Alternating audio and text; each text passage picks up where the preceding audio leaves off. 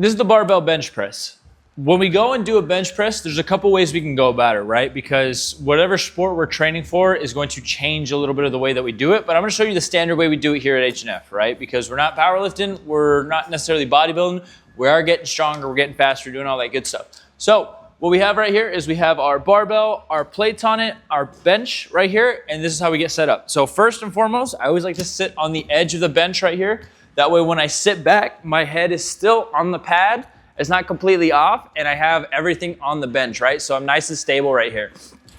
For our feet, I like to keep them planted. We can either keep them right here, have some tension in it, or keep them flat. Honestly, it's not a big deal for what you guys are doing.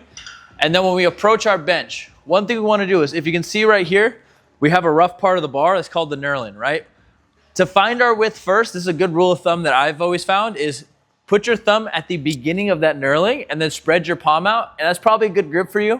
If you got to bring it a little wider, a little bit more narrow, then we could always play around with that. But what we want is for our wrists to be stacked right over our elbow. So when we're pressing, everything's in alignment, and then we're coming through, right?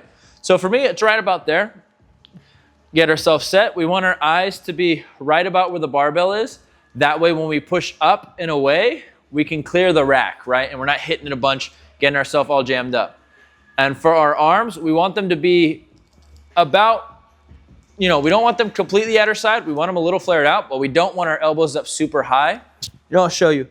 Because if our elbows are up super high and we're like this, we're putting a lot of pressure on our shoulders, right? And that's where we might get shoulder injuries. But if they're right here relaxed, we have way better range of motion to bring it down, getting everything in our chest, right? Because this should be firing up our chest and a little bit of our triceps. So I'm going to go ahead and show you how to do a rep.